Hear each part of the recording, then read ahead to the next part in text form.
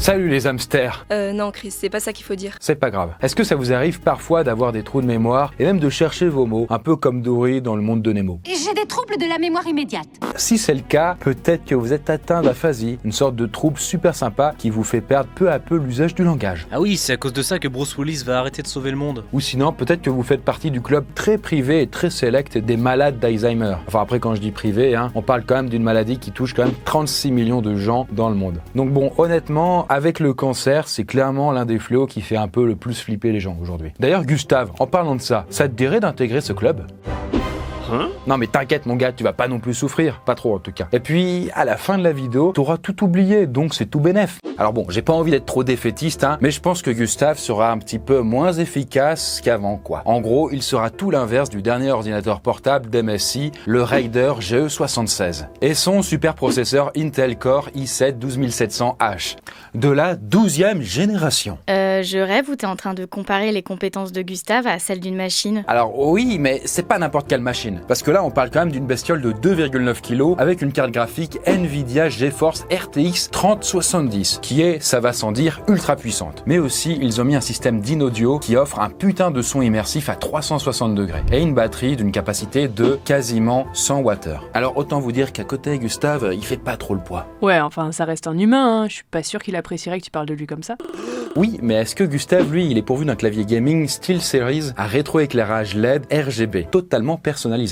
Non, mais... Ah mais attends, j'ai pas terminé. Et est-ce que ce cher Gustave a une fonction de rétroéclairage panoramique, Aurora, qui lui permet une palette de 16,8 millions de couleurs sur son écran de plus de 17 pouces? Ben non, toujours pas, mais... Non, toujours pas, arrête. Et l'écran a un taux de rafraîchissement de 360 Hz et est disponible en Full HD et possible en QHD ou UHD aussi. D'ailleurs, est-ce que Gustave a un logiciel intégré MSI Center qui lui permet d'optimiser sa machine en paramétrant tous les réglages du système et des logiciels? Non, je ne crois pas. Ok Chris, je crois que j'ai compris que c'était un bon ordi. Et contrairement à Gustave, surtout, le Raider GE76 est doté d'une mémoire. Alors, d'une mémoire DDR5 4800 qui lui donne une réactivité à toute épreuve. Et ça, crois-moi Gustave, que ça va vraiment te faire défaut.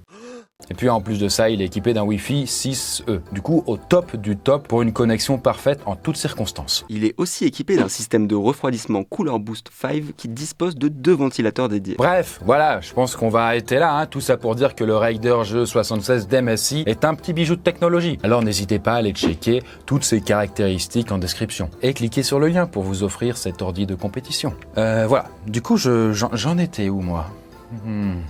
Ah oui, Alzheimer.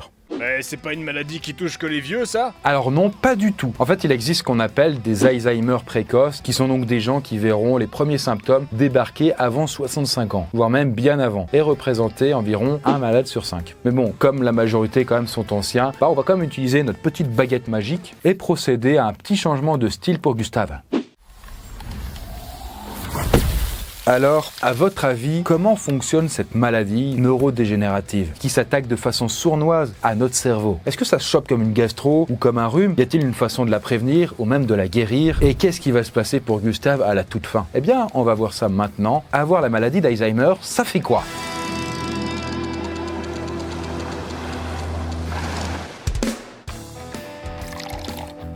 Bon, autant rentrer tout de suite dans le sujet, la maladie d'Alzheimer est super perverse. Et si je vous dis ça comme ça, c'est parce que c'est très compliqué de savoir quand exactement la personne a développé la maladie. Attends, comment c'est possible de pas savoir ça? Il y a bien des symptômes, non? Eh bien, pas au début de la maladie, parce qu'elle se développe très lentement. Alors pour essayer d'établir une chronologie de tout ça, on peut s'appuyer sur l'échelle de Reichberg. En fait, c'est une sorte d'unité de mesure pour suivre l'avancée de la maladie en fonction de symptômes plus ou moins hardcore du patient. Mise au point par le psychiatre Barry Reichberg en 1982, l'échelle de Reichberg, ou l'échelle de détérioration globale, est un outil très utile pour suivre l'évolution des symptômes d'une personne atteinte de la maladie d'Alzheimer. Sur cette échelle, on retrouve 7 étapes, qui vont d'un stade léger à un stade sévère, et qui sont chacune caractérisées par des symptômes bien précis. Bon, grosso modo, plus le patient oublie des trucs et perd en autonomie, plus ça pue du cul, quoi. Ah bah ça c'est de la belle analyse médicale Chris.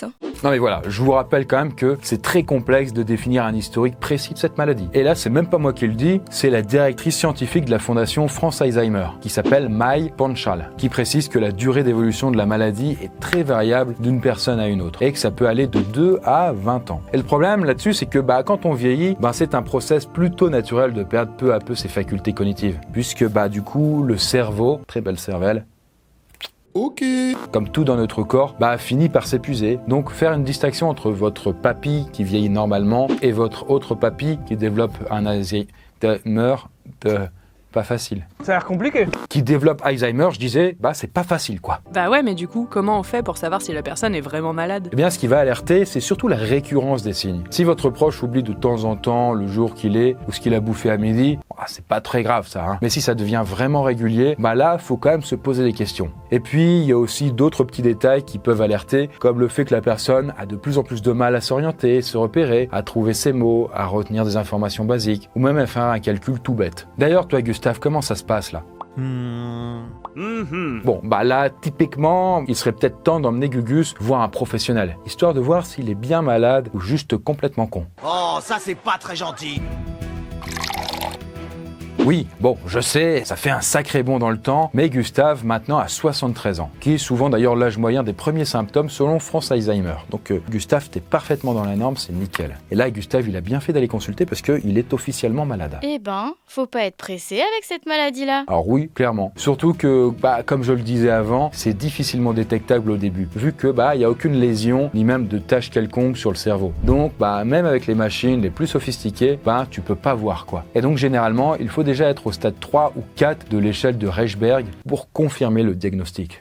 En effet, le patient va pouvoir passer une IRM qui va permettre d'observer si l'hippocampe, une partie du cerveau qui gère la mémoire, a réduit de volume, signe caractéristique de la maladie. De plus, les médecins pourront analyser le liquide céphalorachidien qu'on retrouve dans le cerveau et qui sera davantage chargé en protéines amyloïdes et en protéines tau si le patient a la maladie d'Alzheimer.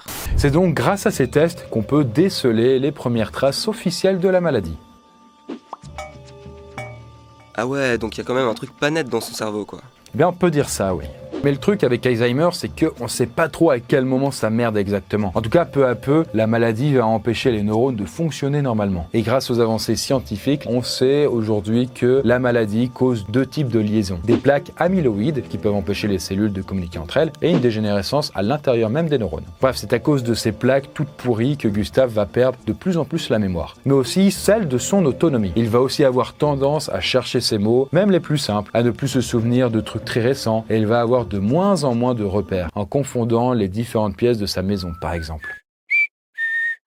Ça devient quand même honnêtement compliqué à gérer. Et ça, c'est pas près de s'arranger.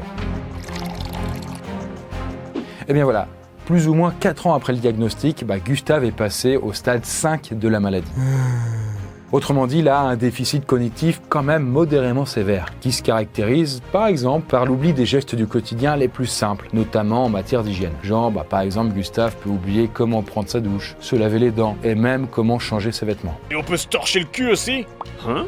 Tu rigoles, mais en vrai, oui, tout à fait. En fait, faut vraiment vous imaginer que, à part me gratter le menton avec ce cerveau, ce qui est très agréable d'ailleurs, Gustave oublie peu à peu tous ces petits gestes du quotidien, alors qu'il est encore en pleine capacité de les faire, physiquement parlant j'entends. Et là c'est ce qu'on appelle l'apraxie.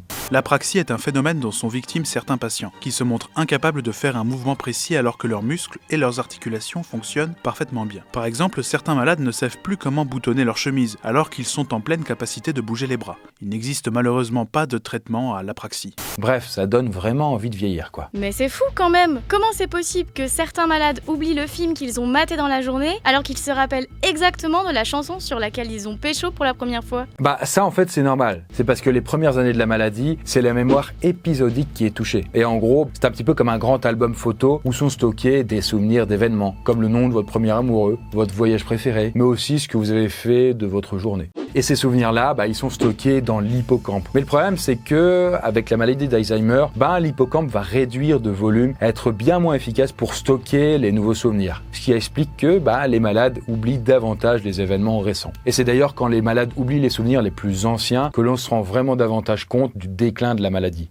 c'est fascinant le cerveau quand même. Bon, par contre, dès qu'il y a un petit caillou dans le rouage, ça part direct en couille. D'autant plus que plus la maladie gagne du terrain, plus ça devient compliqué pour Gustave de rester autonome. Et c'est là où ça devient chaud pour les proches, puisqu'il faut être constamment sur ses gardes. Non, parce que si Gustave oublie de se laver, c'est quand même chiant, hein, parce que ça pue. Oh, c'est la pire odeur que j'ai sentie de ma vie, là, celle-là. Mais bon, s'il oublie la casserole sur le feu, c'est quand même un peu plus gênant. Ça va toi, Gustave? Tu m'as l'air un peu désorienté. Ah ouais, là faut faire quelque chose. Gustave va tout cramer. Et puis bon, c'est aussi l'occasion pour la famille de réfléchir à l'intervention d'une tierce personne, comme un personnel soignant par exemple, qui va pouvoir accompagner Gustave dans ses gestes quotidiens. Mais aussi pour décharger un peu la charge mentale qui pèse sur ses proches. Surtout que la maladie continue de s'aggraver et que sa petite copine, Gustine, n'est pas au bout de ses peines. Bon voilà, la maladie continue son petit bonhomme de chemin et après 6 ans depuis le diagnostic, on découvre là toujours de nouvelles surprises, notamment les changements de comportement. Parce que en effet, certains malades peuvent devenir de plus en plus anxieux et agités, voire même carrément agressifs. Et ceux qui prennent le plus cher, ce sont souvent les soignants. En gros, en fait, il y a entre 75 et 88% des malades qui ont des perturbations comportementales. Et dans un tiers des cas, voire même la moitié des cas, ça se manifeste par l'agressivité, allant de petites insultes à des agressions physiques, comme des morsures, des crachats, des coups. Bref, un petit bonheur au quotidien. Non, attention avec votre canne, parce que je vais pas... Non, vous ne me touchez pas avec votre canne. Vous êtes un chien! Pire qu'un chien! Et puis à côté de ça, les malades peuvent aussi avoir des comportements délirants. Genre, ils vont accuser leurs conjoints d'être des imposteurs et des voleurs. Ils peuvent aussi parler à des personnages imaginaires ou à leurs propres reflets. Voilà, ce genre de choses. Et d'ailleurs, ça arrive très souvent qu'ils soient plus tendus quand il fait nuit. Genre ils deviennent méchants la nuit, un peu comme les Gremlins? Tu rigoles, mais en vrai, oui. En fait, carrément. Parce que certains malades développent ce qu'on appelle le syndrome du crépuscule. Et c'est pas un truc de loup-garou, pas du tout. En effet, certains malades sont plus susceptibles de développer des troubles le soir venu, à cause de leur fatigue de la journée, d'une plus faible luminosité ou d'une angoisse liée au sommeil. Avec ce genre de problème, les patients n'ont plus du tout de repères spatio-temporels et n'ont aucune idée du jour ou de l'heure qu'il est, ni même de la saison. Et comme je vous rappelle qu'ils ne savent plus choisir leurs fringues, ça donne des trucs un peu chelous, quoi. Et malheureusement, cette petite perte de repères peut aller bien plus loin puisque les malades vont souffrir davantage de désorientation spatiale et avoir une grosse tendance à se paumer un peu partout. Genre, il aura du mal à se souvenir où est sa salle de bain, où sont rangés ses slips. Bref, il est complètement paumé, là. Pas vrai, Gustave ? Et puis à l'extérieur aussi. Le malade peut sortir faire une course dans un lieu qu'il connaît bien et pourra quand même se perdre ou même carrément oublier ce qu'il faisait dehors. D'ailleurs, c'est pour ça qu'on retrouve pas mal de témoignages où ce sont les flics qui ramènent les malades à leur famille. Là, par exemple, vous voyez que Gustave, il sait même plus ce qu'il foutait en fait à se balader dehors. Mais c'est Gustave, t'inquiète, on va te ramener à la maison, ça va bien se passer. Alors dit comme ça, peut-être que ça peut paraître drôle, il y a papy qui se balade et puis il sait plus où il est, mais la maladie continue de progresser et malheureusement tout le monde connaît l'issue. Et voilà, puisque après quelques années, Gustave vient d'arriver au dernier stade de sa maladie, considéré comme la dernière étape avant la mort. Ah merci Chris, bonne ambiance. Alors je vous rassure quand même, le malade peut encore vivre des années à ce stade. C'est juste que ça devient quand même de plus en plus délicat, quoi. Les plaques se développent toujours autant et les troubles de la mémoire sont de plus en plus vénères puisqu'ils touchent cette fois la mémoire à long terme, celle dont les souvenirs sont les plus ancrés dans le cerveau. C'est ce qui, par exemple, est arrivé à Marta González, qui est une ancienne danseuse classique, qui, en entendant la musique du Lac des Cygnes, a reproduit les gestes de son ancienne chorégraphie, alors qu'elle était à un stade très avancé de sa maladie. Bref, c'était un peu une mémoire réflexe, là.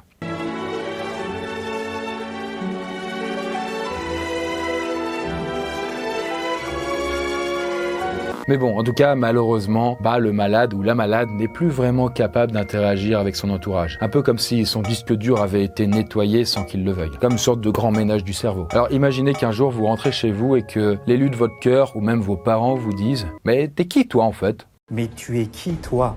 Naouda, aujourd'hui t'es qui? Non, mais c'est horrible quand il pense. Clairement, c'est surtout violent pour la famille en plus. Parce que en vrai, à ce stade de la maladie, le patient a souvent développé de l'anosognosie. C'est-à-dire en fait qu'il se rend absolument pas compte qu'il est malade. Et en gros, il oublie qu'il perd la boule, quoi. Plutôt pratique pour éviter de souffrir, j'ai envie de dire. Mais attends, comment on meurt d'Alzheimer? Je veux dire, on peut mourir vraiment d'avoir perdu tous ses souvenirs? En réalité, à un stade aussi avancé d'Alzheimer, la maladie devient aussi mortelle que le cancer. Parce qu'en gros, les fonctions organiques vont lâcher petit à petit. Les muscles vont se raidir et le patient aura de plus en plus de mal à marcher. D'ailleurs, la plupart des décès sont causés par des troubles de la déglutition ou même d'une infection pulmonaire. Et puis en même temps, rappelez-vous que le malade oublie tous les gestes du quotidien et même du coup le principe de se nourrir. Et donc il n'est pas rare que certains patients soient complètement dénutris et crèvent littéralement de faim. Et que comme ils ont oublié qu'ils ont faim, c'est pas grave. Et donc du coup, comme vous pouvez le constater avec Gustave, il a oublié lui-même de s'alimenter et c'est ainsi que là, il pousse son dernier soupir et qu'il s'éteint sur sa chaise. En tout cas, voilà la poiscaille, on en a fini avec cette maladie. C'était sympa, non? Pas du tout. Bon, il y a quand même un truc positif dans tout ça, Gustave n'a pas pris trop cher physiquement. Et en plus, il se souviendra de rien, c'est quand même pratique. Après, il est mort, vous allez me dire. Ah c'est pratique Alzheimer finalement, pour torturer des gens gratuitement.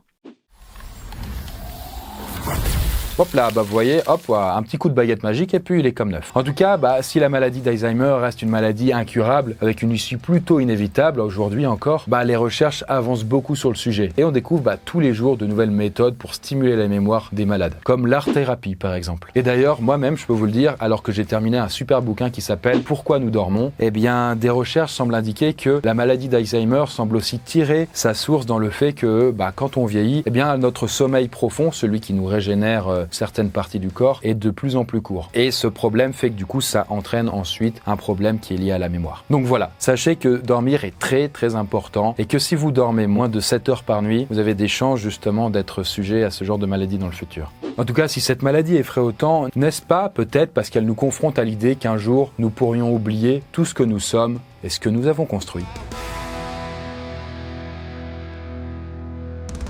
Et bien voilà, j'espère que vous avez aimé la vidéo. Et si vous êtes à la recherche d'un super ordi, n'hésitez pas à aller checker le lien en barre d'infos pour tout savoir sur le dernier modèle surpuissant de chez MSI.